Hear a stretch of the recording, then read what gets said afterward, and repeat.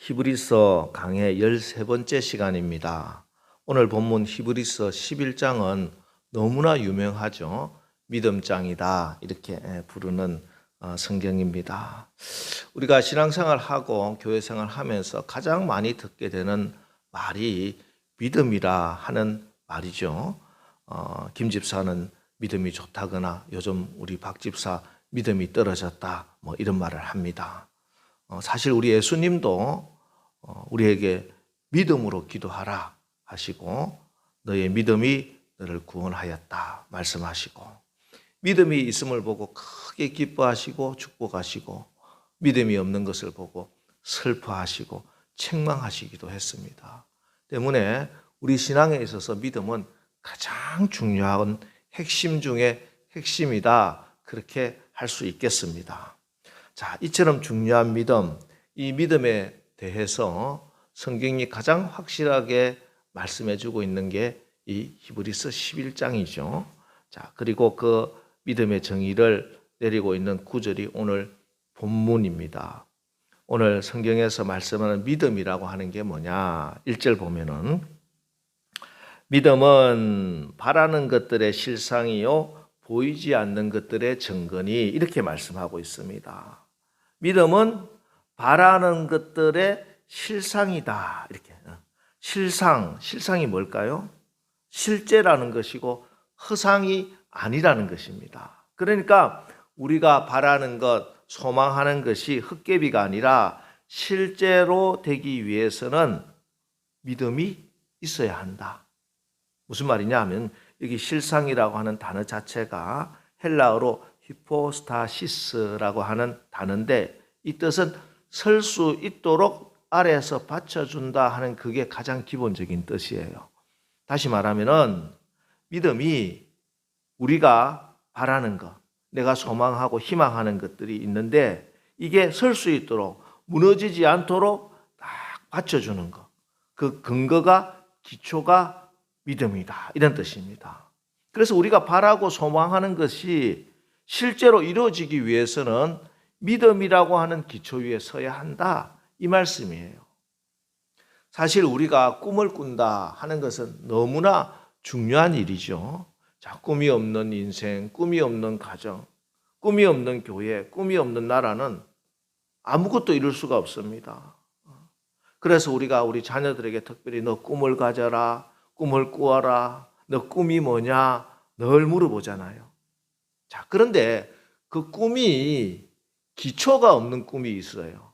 그러면 그 꿈은 설 수가 없는 겁니다. 기초가 없으니까 자꾸 무너지죠. 조금만 바람이 불어 무너지고 올바르게 설 수가 없어요. 예를 들면 어떤 학생이 나는 커서 훌륭한 의사가 되겠다. 참 좋은 꿈을 꿨습니다. 자, 그런데 걔가 매일 그냥 그렇게 자기가 하고 싶은 것 다 하고 놀고 싶은 것 다 놀고 게임에 빠져 있고 늦잠 자고 그러면 그 꿈이 실상이 되겠어요? 실상이겠습니까? 안 되죠. 왜냐하면 그 꿈은 기초가 없는 꿈이기 때문에 그래요. 이런 꿈을 망상 속된 말로 개꿈이다 이렇게 이야기하잖아요. 왜냐하면 그 바라는 것들이 이루어질 까닭이 없기 때문입니다. 그렇습니다. 꿈을 꾸라, 꿈을 품으라. 하지만 꿈이나 소망 자체가 그 꿈을 이루는 것은 아니다. 그 꿈과 소망을 아래에서 받쳐주고 세워줄 기초가 있어야 한다 하는 그 말입니다. 자, 그런데 세상에 보면은 이 꿈이 이루어지게 되는 기초가 있는데 두 가지가 있습니다. 하나는 믿음이고 하나는 욕심이에요. 편의상 저는 믿음이 기초가 된 꿈을 비전이라고 표현하고 욕심이 기초가 된 꿈을 야망이라고 표현을 합니다. 사실 욕심의 기초를 둔 야망 이루어집니다. 그렇지 않습니까? 오늘도 많은 사람들이 이 야망을 위해서 얼마나 치열하게 살아가는지 모릅니다. 어떤 사람은 정치적인 야망을 가지고 있죠. 그래서 지난 대선과 지방선거에 보면은 정말 밤잠을 자지 않고 무박 5일 막 이렇게 하면서 밤새면서 그렇게 열심히 선거운동을 하고 그것도 안 되니까 상호 비방을 하고 가짜 뉴스를 퍼뜨려서 상대방을 막 모함하고 그러니까 서로 고발하고 고소하고 어떻게 하든지 내가 이 권력을 쥐어야 되겠다. 그렇게 발부둥을 칩니다. 또 어떤 사람은 물질적인 야망, 돈 되는 일이라면 무슨 일이라도 다 하고 그러다 안 되면 막 사기라도 쳐서 다른 사람의 돈을 다 끌어모으고 그런데 그렇게 해서 실질적으로 정권도 잡고 또 부자가 되기도 하죠. 요즘 뭐 제가 잘 모릅니다만 무슨 비트코인, 무슨 코인 이런 거 해가지고 몇 조 막 이렇게 이야기를 하더라고요. 그 돈이 얼마나 되는 돈인지 감이 안 잡힐 정도인데. 머리도 좋아. 그렇게 해서 끌어모으고 하는데 자, 그런데 문제가 뭔가 보세요. 우리가 너무나 많이 체험하는 거 아닙니까?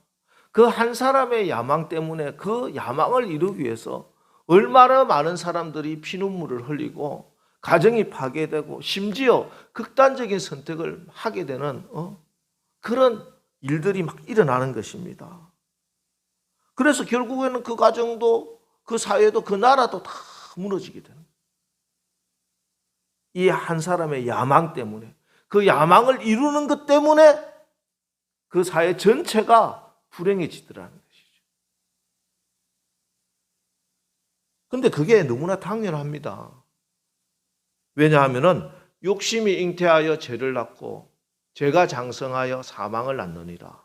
그 기본이 기초가 욕심이기 때문에 당연히 그 열매는 결국에는 사망이요. 멸망으로 나갈 수밖에 없다는 것이죠. 교회도 마찬가지입니다. 교회도요. 그 바라는 것이 실상이 믿음이 되어야 됩니다. 욕심이 되어서는 안 돼요. 교회라고 다 믿음으로 그 꿈을 꾸는 게 아니야. 욕심으로 꿈을 꿀 수가 있습니다. 교회가 성장하는 건 너무 귀한 일이죠. 바라는 것이고 소망이고 하나님이 기뻐하시는 일입니다. 그런데 그 기본이 그 기초가 실상이 욕심이 되면 어떻게 되겠어요? 그때부터 그 꿈은요. 하나님하고 아무 상관이 없는 꿈이에요. 야망이에요.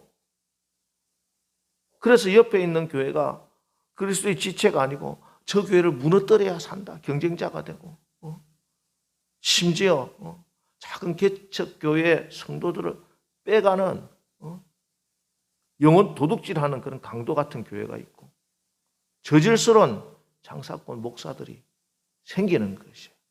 그 교회가 수만 명이 모여도 거기에는 생명이 없는 것이에요.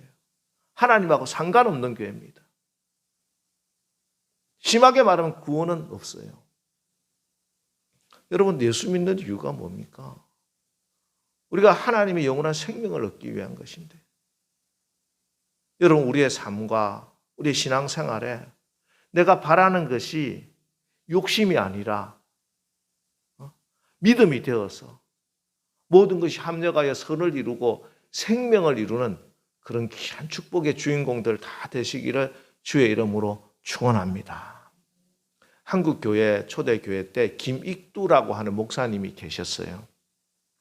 황해도 유명한 깡패였습니다. 그런데 그분이 예수를 믿고 한국의 베드로 또 이적과 치유의 안악산 호랑이 뭐 이런 별명이 붙을 정도로 유명한 부흥 강사고 치유의 역사를 엄청 일으키신 분입니다. 그러다가 6.25 때 공산군에 의해서 이제 순교를 당하신 분인데요. 이분이 전도사 때 일입니다. 사시던 황해도 신천읍에 돌다리가 하나 있었는데 그 돌다리 아래 안전뱅이 거지가 늘 구걸을 하고 있었습니다. 김익두 전도사는 그 자리를 지날 때마다 잊지 않고 꼭 얼마 이게 돈을 손에 쥐어주고 이렇게 지나갔습니다. 그러면서 전도사님 마음에 참 나도 베드로처럼 참 안전뱅이를 일으킬 수 있다면 참 근사할 텐데 이런 소망 바람이 생겼어요.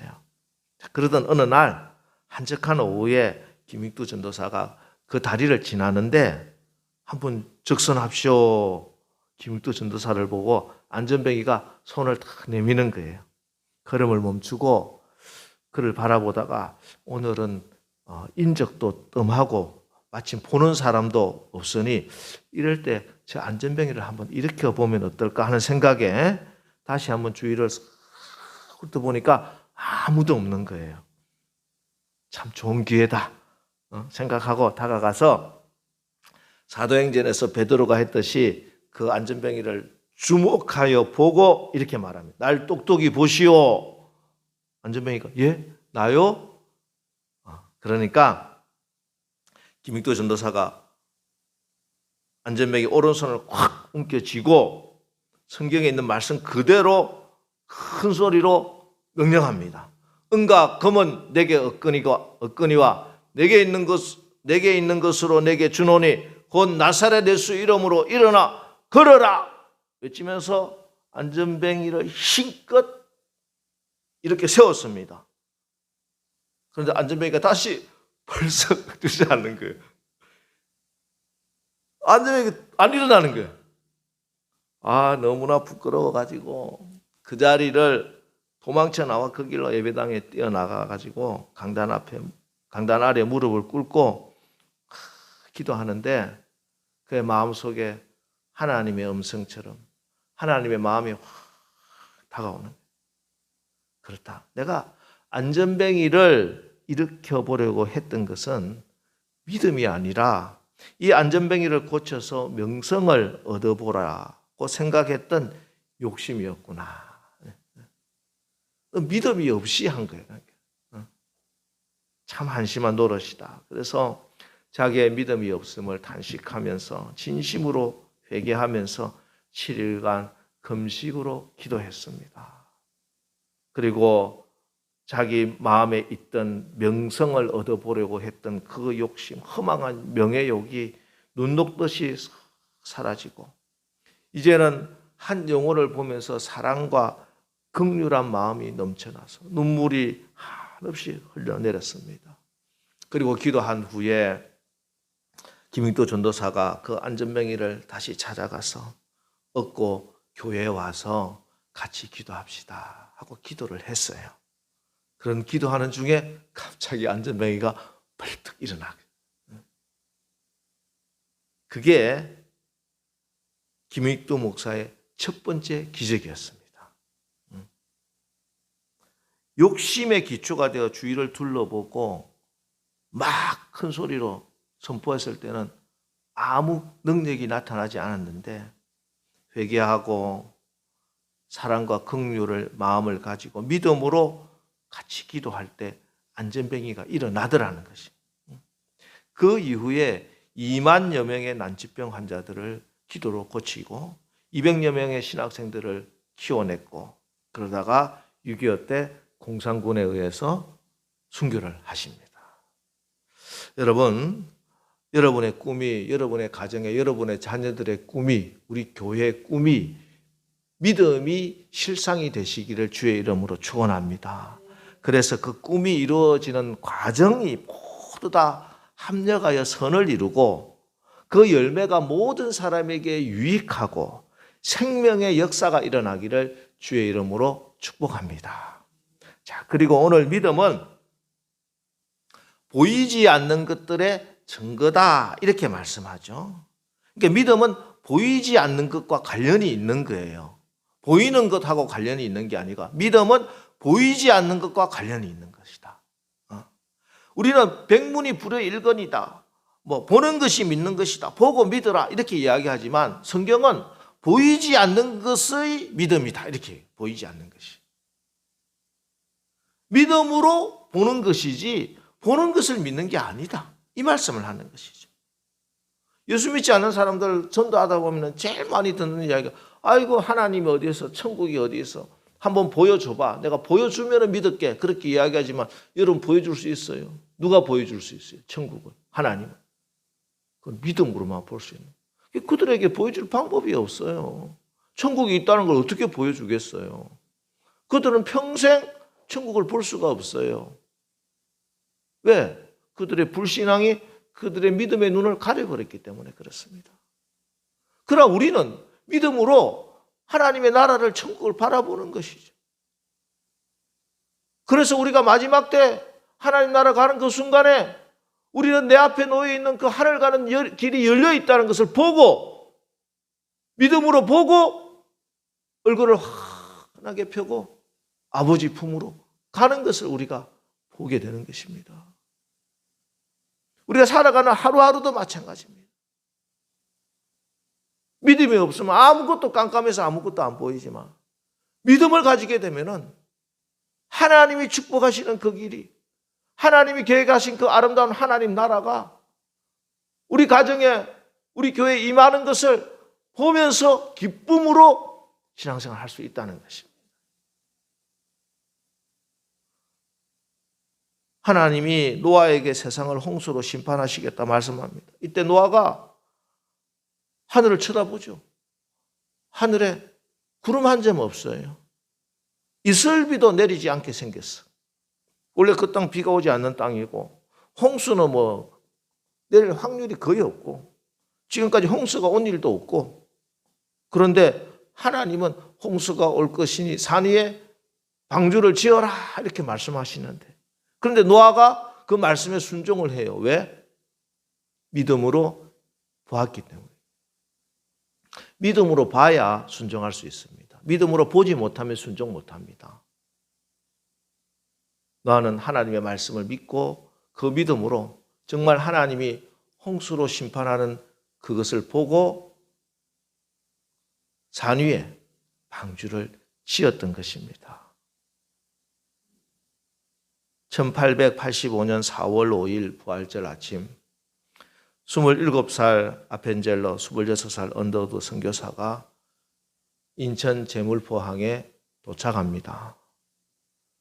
그 당시 조선이라고 하는 나라, 우리가 역사적으로도 알 수 있지만 세계에서 가장 가난한 나라고, 가장 미개한 나라고, 어떤 윤리도 도덕도 없던 그런 땅입니다.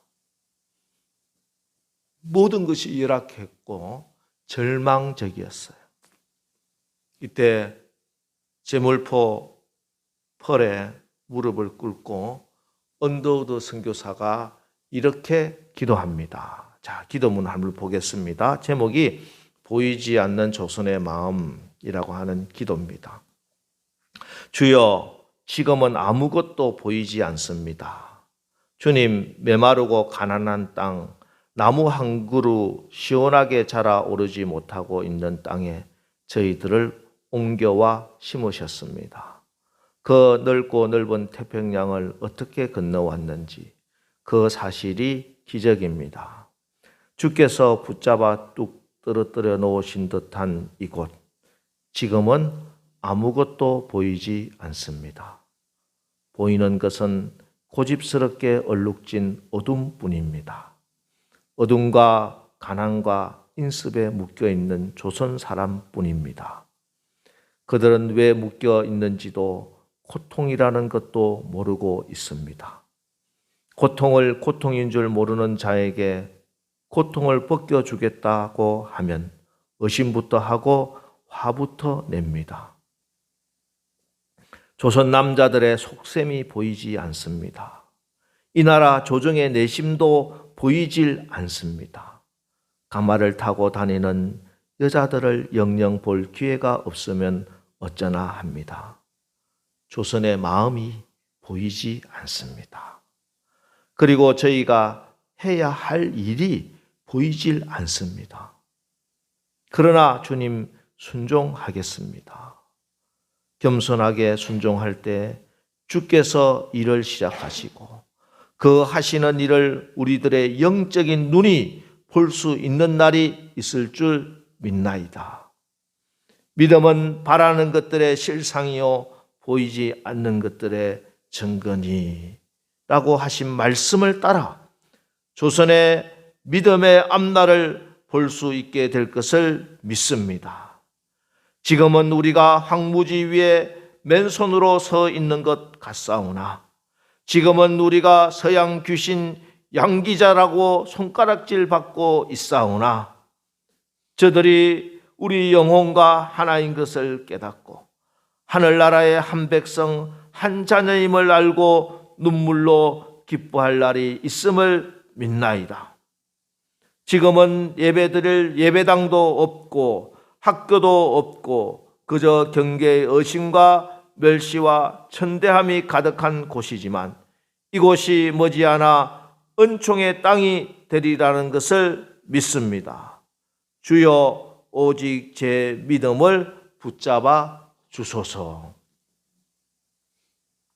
아펜젤러 선교사님, 언더우드 선교사님이 이 땅에 오셨을 137년 전에 그들의 눈에는 아무것도 보이지 않았습니다. 그러나 그들은 보이는 것은 아무것도 없었지만 믿음이 있었다는 것이. 믿음이. 그래서 2절 선진들이 이로써 증거를 얻었느니라.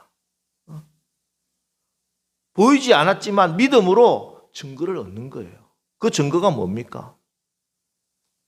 아무 희망이 보이지 않던 이 나라가요, 세계에서 미국 다음으로 선교사를 많이 보내는 선교 대국이 되고 세계 10대 경제 대국이 되었습니다. 상상도 못할 일이에요. 그보다 더 확실한 증거가 뭡니까? 저는 이 기도문 읽으면서 마음에 확 와닿고 뭉클했던 게 뭐냐면, 지금은 예배 드릴 예배당도 없고, 저는 개인적으로 예배당을 크고 화려하게 짓는 것에 반대합니다. 자, 그런데 하나님께서 우리 대한민국에 이렇게 예배당을 예쁘게 짓고 크게 화려하게 짓게 허락하신 이유도 제가 이 기도문을 보고 하나님의 마음을 조금 알 것 같아요.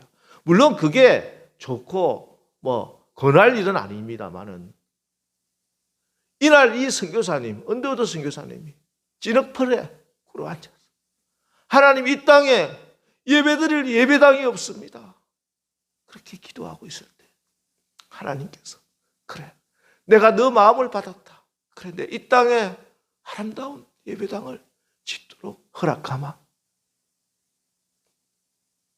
여러분, 이게 믿음입니다. 이게 믿음의 증거입니다. 가장 확실한 증거가 무엇이겠습니까? 오늘 이 시간에도 예수 믿고 하나님 나라를 사모하는 주의 백성들이 전국 각처 각 예배당에서 예배를 드리고 있습니다. 오늘 이 시간 예배 드리는 바로 저와 여러분이 아펜젤러 언더우드 선교사님의 눈에 아무것도 보이질 않아도 믿었던 그 하나님을 믿는 믿음의 증거인 것입니다. 여러분, 어떤 일이 일어났을 때, 큰일 났네 느낌이 들 때, 앞이 캄캄할 때, 보이지 않는다고 낙심하고 포기하지 마시기 바랍니다. 마음을 진정시키고 마음을 다잡고, 주여 나의 믿음을 붙잡아 주옵소서, 주여 나의 믿음의 눈을 열어 주옵소서. 오늘 내 앞에 놓여 있는 이 문제보다 훨씬 더 크신 하나님을 보게 하여 주시옵소서. 기도하시고 믿음으로 보이지 않는 것들의 증거를 얻으시기를 주의 이름으로 축원합니다. 그렇습니다. 믿음은 그 증거 열매가 실체가 있는 거예요. 눈에 보이는 것은 허상으로 다 무너지지만 믿음은 증거가 있는 것입니다. 그래서 오늘 성경 분명하게 말씀합니다. 2절 선진들이 이로써 증거를 얻었느니라. 여기 증거라고 하는 말은 법적인 효력이 있는 증거라는 것이 심정이 아니라 물증이에요. 그렇습니다. 믿음의 사람들은 반드시 확실하고 구체적인 증거를, 열매를, 결과를 얻게 되는 것입니다. 오늘 요셉을 한번 보십시오. 요셉은 죽을 때 믿음으로 이렇게 유언을 합니다. 창세기 50장 25절. 요셉이 또 이스라엘 자손에게 맹세시켜 이르기를 하나님이 반드시 당신들을 돌보시리니 당신들은 여기서 내 혀구를 메고 올라가겠다 하라 하였더라. 요셉은 믿음으로 자기가 죽은 후에 그 후손들이, 이스라엘 백성들이 가나안 땅으로 출애굽을 해서 들어갈 것을 믿음으로 보았습니다. 그래서 내가 해골이 되어서라도 내가 가나안 땅에 묻힐 것이다, 그렇게 유언을 한 겁니다. 그런데 어떻게 됩니까? 결국은 그 증거를 얻잖아요. 400년이 지난 후에 하나님이 모세를 앞세우고 출애굽의 거사를 행하실 때 모세의 손에 뭐가 들려 있었습니까? 한 손에는 하나님의 권능의 지팡이가 들려 있었고, 한 손에는 이 요셉의 해골을 들고 출애굽을 하는 겁니다. 출애굽기 13장 19절 보세요. 모세가 요셉의 유고를 가졌으니 이는 요셉이 이스라엘 자손으로 단단히 맹세하게 하여 이르기를 하나님이 반드시 너희를 찾아오시리니 너희는 내 해골을 여기서 가지고 나가라 하였음이더라. 예? 모세의 손에는 요셉의 해골이 들려 있었습니다. 그 후 광야 40년의 행군길에서 요셉의 해골은 이스라엘 행군 가운데 있었고, 그리고 요단강을 건널 때 여호수아의 손에 들려 있었고, 마침내 가나안 땅에 이르렀을 때 여호수아 24장 32절 또 이스라엘 자손이 애굽에서 가져온 요셉의 뼈를 세겜에 장사하였으니 이곳은 야곱이 100 크시타를 주고 세겜의 아버지 하몰의 자손들에게서 산 밭이라. 이것이 요셉 자손의 기업이 되었더라. 예. 요셉의 뼈를, 요셉의 해골을 가나안 땅 세겜에 장사했다 기록하고 있는 것입니다. 이것이 바로 선진들이 이로써 증거를 얻었느니라 하는 그 말씀입니다. 여러분, 믿음을 가지십시오. 하나님이 증거를 반드시 보여주십니다. 작은 문제 때문에 앞이 보이지 않는다고, 캄캄하다고 낙심, 절망, 아파하지 마시고, 여러분, 환경이 문제가 아닙니다. 여건이 문제가 아닙니다. 우리의 믿음이 문제입니다. 이번 한 주간 여러분의 이 소중한 믿음, 보배 같은 그 믿음 더욱 굳세게 붙들고 믿음으로 크고 작은 모든 문제를 해결받고 승리하시기를 주의 이름으로 축원합니다. 기도하겠습니다. 하나님께서는 이 세상을 창조하시고 지금도 이 세상을 주관하시며 역사를 실제적으로 움직이는 주인이시요 왕이심을 고백합니다. 우리가 하나님을 믿음으로 비전을 소망을 품게 하여 주옵소서. 믿음의 눈이 열려 하나님의 복된 날을 바라보게 하여 주시옵소서. 주님, 믿음에는 확실한 증거가 따르며 불가능이 없음을 오늘 성경이 분명히 말씀합니다. 이 신실하신 하나님 말씀에 의지하여 영광스러운 면류관 바라보고 끝까지 인내하고 믿음으로 승리하는 우리 남설교회, 우리 성도들 가정들 다 되게 축복하여 주옵소서. 예수님의 이름으로 축복하며 기도합니다. 아멘.